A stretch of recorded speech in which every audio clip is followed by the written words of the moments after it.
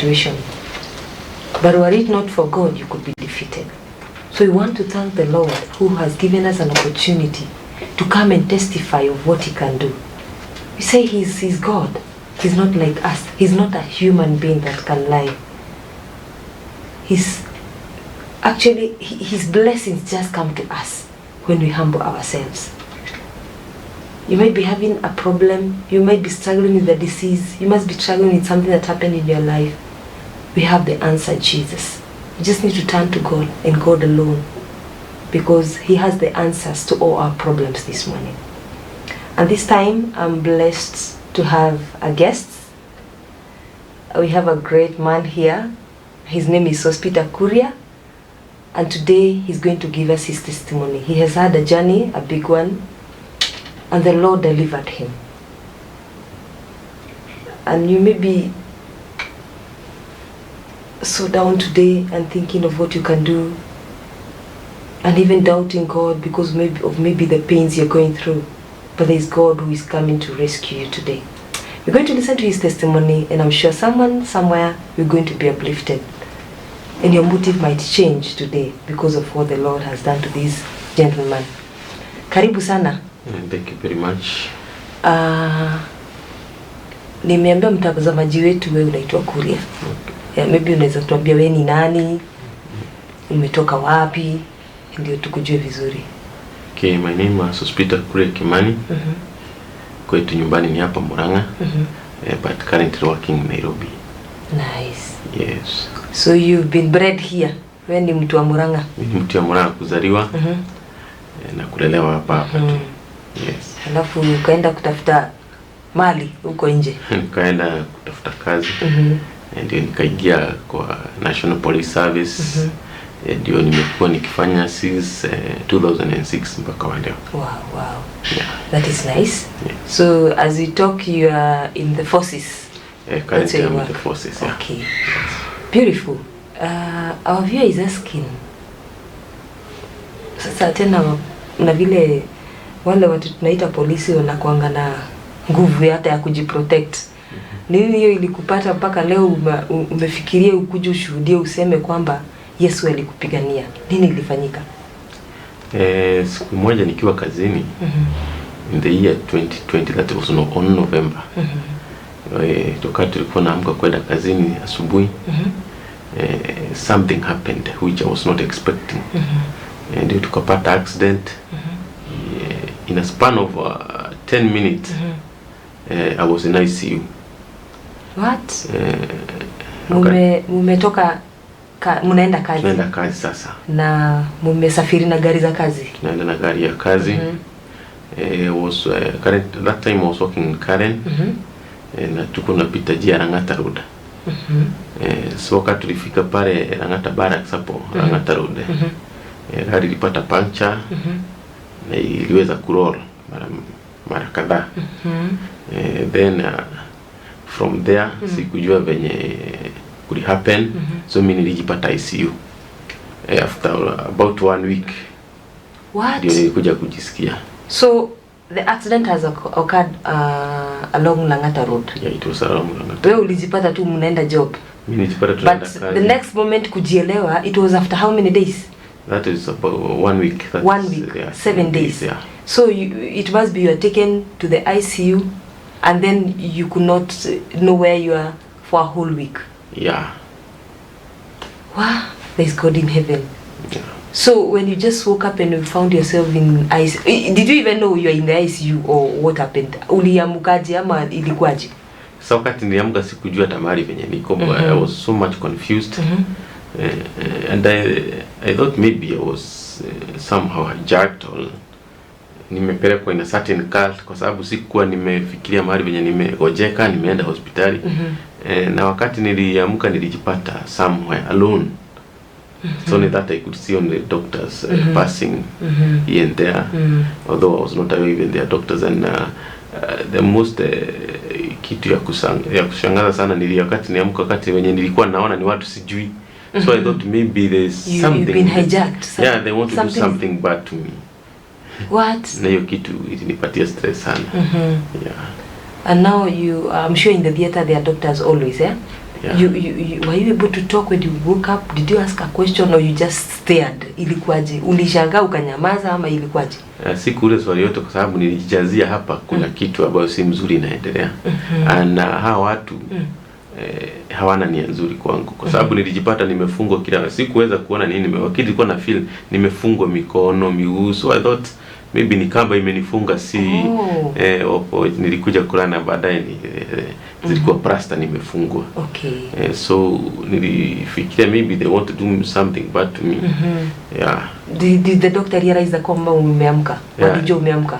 They realized but nikakuwa very violent. So I just wanted to go home. Yeah, go out, you get yourself out of that place. Hata uelewi. Yeah, na sikuwa nataka hata mmoja nikaribia hata kidogo. Yeah, so the one they noted nimekuwa violent and something which is not good happening. Ndio nikaitiwa my brother. Mwenye niliona saundi akanieleza what happened. Okay. Kwa nini niko hapo. So ndio ni akili yangu sasa ilianza kurudi back to normal. Okay, at least when you saw someone you know, ukajua kama brother yako wako hapa, si kubaya. Then akakuexplainia what happened. Yeah, akani explainia what happened. Nikajaribu kushikanisha from where akili yangu ilifika mara venye nilikuwa ningekumbuka. Ndio nikaona kuna maji kwa naenda sawa wakaniambia akanionyesha picha ndio kweli akili yangu sasa ikarudi back to normal. Yeah, nikajua something bad happened. Thank to God that you even became back normal because at times in such a situation unasikia mtu ameenda ICU but hata time atajielewa akili itarudi normal. At least you could relate kuna mahali ulikuwa unasafiri ukapata accident ndio uko hospitali. Wow, the start of a tough journey. Yeah. So meaning they called your family and the whole of that week your family was with you but it's only that unajisikia. Mimi sikuwa najisikia. And that time ilikuwa ile time COVID was ilikuwa juu sana. So visiting haikuwa allowed. So they only allowed him because they knew they could see there's something bad happening to me. So walielewa maybe I was somehow mental nilikuwa imenishika vibaya sana. So wakati niliamka nikajipata sio vile nilikuwa nimejiona, sina meno, nimewekwa maplasta, sigeamka, sigetan. So I stayed in the same position in time yote nimekuwa hospitali. Wow. Yeah, sigetan, sigeweza hata do you have a family? Scratch. Yes, I do. So your wife was in dark like just you were? Yeah, she was not even aware what was happening. Was she called to be informed that the husband is in critical condition? Yeah, immediately she was called. Then akaambiwa kuna kitu baya imehappen. Na akaweza kupigia pia my brother. And yeah, akaweza kukuja. Okay. Yeah, she was in Murang'a, my brother was in Nairobi, so my brother ndiye alikuja haraka sana. Which hospital were you taken to? I've been to Nairobi West Hospital. Huko nikakaa for almost 3 months. So after you got yourself from the ICU, you admitted for 4 months in the same hospital? Yeah, I was admitted there for 4 months. Wow, it was such a tough time. That time you told us ulikuwa umefungwa plasters ama ni wapi? Nilikuwa nimefungwa plaster, mikono. So you had like fracture of your legs and your hands? Not my leg, my pelvis bone ilivujika. What? Hii mkono yangu ya left pia ilivujika sana, mbaya sana. Yeah. So it's like you sababu ya what did you call it? Pelvis bone. Yeah. So lazima wangefunga hiyo mguu yote. Lazima ningefungwa. Na hii mkono ilikuwa na fracture mbaya. Na fracture mbaya, so ilikuwa na plaster. Mkono nikawekwa kgs almost 10 kg. Ndio ilikuwa straight. Yeah. So you depended solely with the doctors. Hakuna kitu ungejifanyia? Hakuna kitu ningejifanyia, chakula sikijipea. Singeweza hata kutana ama kwenda kwa bafu. So kila kitu nilikuwa nategemea madaktari na manasi. Wow, thanks to Nairobi West Hospital because of the care you gave this gentleman. You can imagine you're in the hospital for 4 months, actually for more than 4 months. Yeah. And you're solely depending on the doctors. Your hands are broken, your legs, your pelvis bone, you cannot move, you cannot do anything. You just rely on any aid that is given by the doctors. So big up to our doctors everywhere in the world and in the country because of the much good work that you're doing to our people. Wow.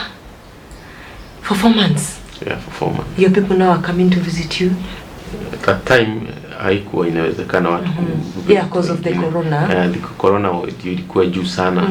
So it's only one person who was supposed to come and visit me. So that's only my brother could come. And that time my wife had a young kid. So hageweza kukuja. Yes. Okay, so she was relying on the information given by your brother. Yeah, she was relying on information yenye anapatiwa. Mahali venye nimefikia. Yeah. Thanks God we thank God for her because of even the courage and the strength she took. Because at times you approached by a situation, you feel like you're no more or you lose hope. But thanks to God that she was able to handle. Vile tu Mungu alimsaidia sababu ni Mungu hapa. Akaweza kusimama na wewe. At times even wives run away. True. When they see that the situation is like huyu mtu si kama anapona, si ajabu uone bibi ameenda na ameenda yeye hataki hizo mashida. But studying with you, we thank God and we appreciate her so much. Wherever she is, she's watching. She's Mama who? What's her name? She's Cecilia. Cecilia. Mama Trevor. Mama Trevor or Cecilia, we appreciate you for standing with this gentleman. We know it was not easy. You had to cry. You had to feel like you're confused. But thanks to God that you stood with him. You stood, and that's why he's standing today, because of your support. So we salute you and we thank God for you. Now, in this accident, how many were you? Mulikuwa hii gari imetoka job. Mulikuwa umetoka kwa kambi. Yeah. Na munaenda mkiwa wangapi? We were 2 police officers and 1 driver. Raia. And the driver was a raia or is still a man in the forces? He was a raia, a government driver. Oh, a government driver. Yes. So it were just 2 of you? Yeah, we were 2 of us. You're going on a mission? We were going for a job around Karen Road. Currently I'm attached to VIP. Okay. So we were rushing. Or to guard someone, one of the people that we guard around in the country. True, yeah. Okay, now you have your colleague.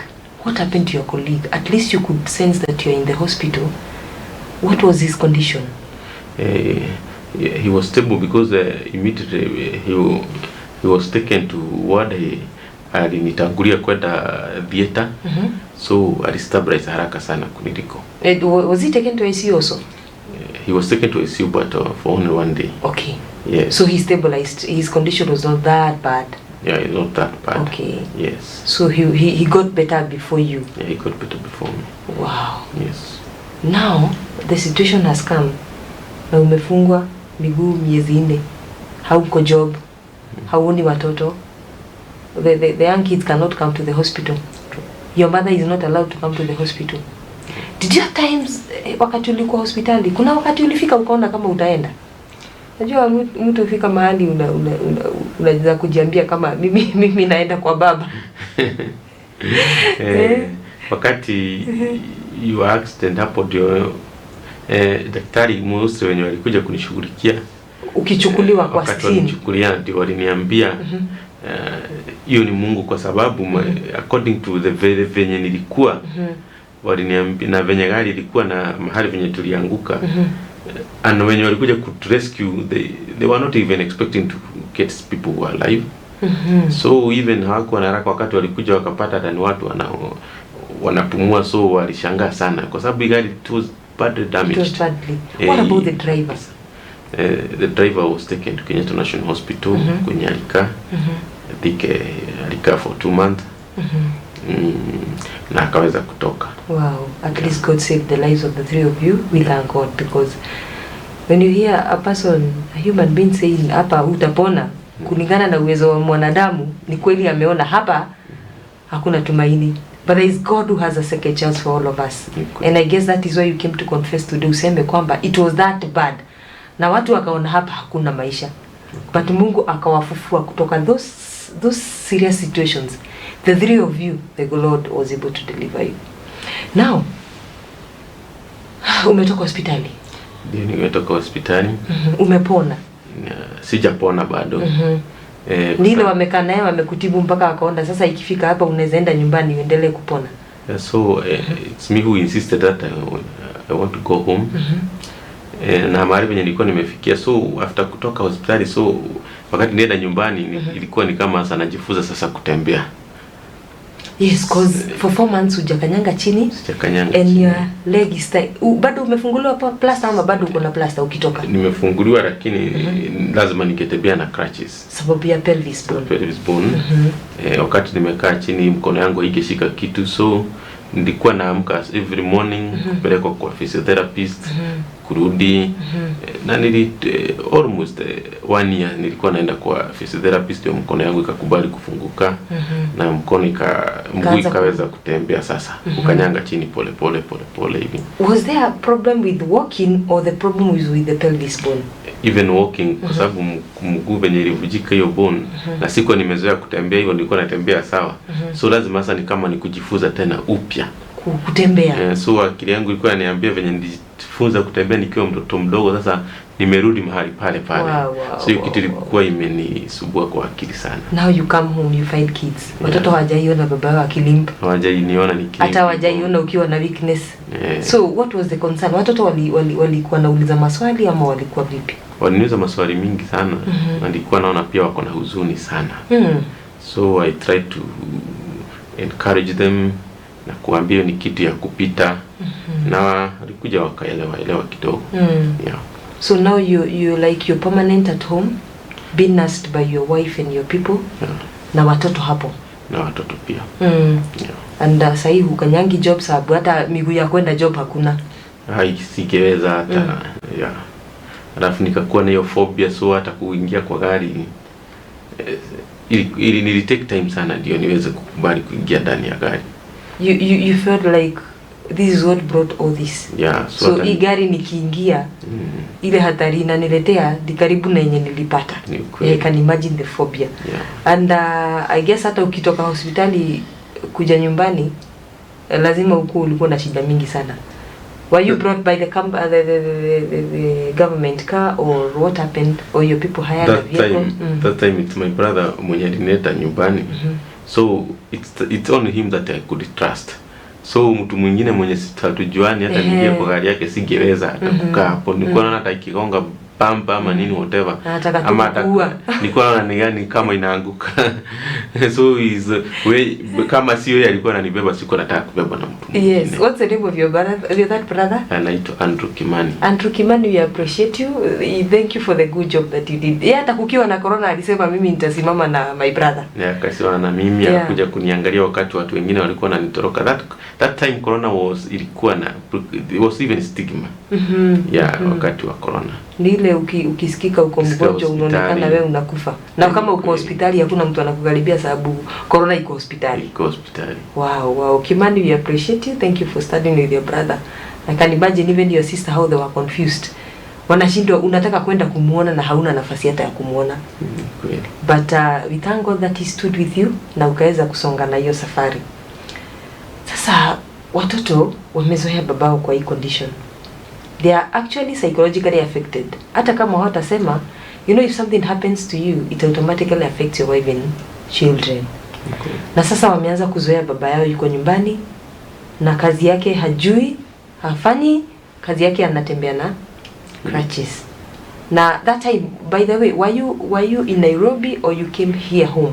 Nilikuja huku nyumbani, nikaweza kukaa for 1 year 6 months before nirudi. 1 year 6 months. As you did your therapies and all that. Therapy.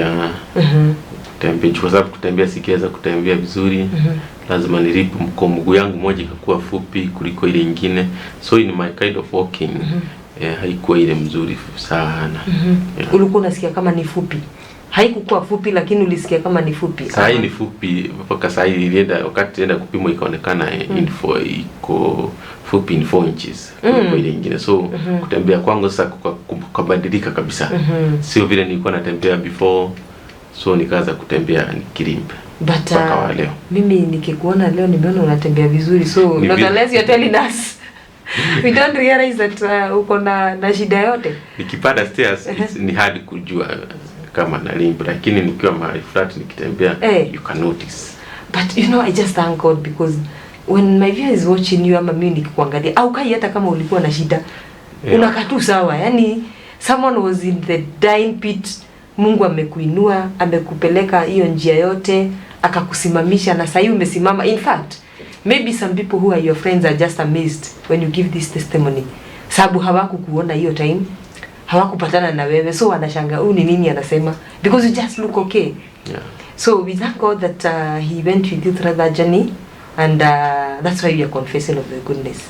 My view, we are going to take a short break. We'll be right back. Stay tuned as we continue with the testimony.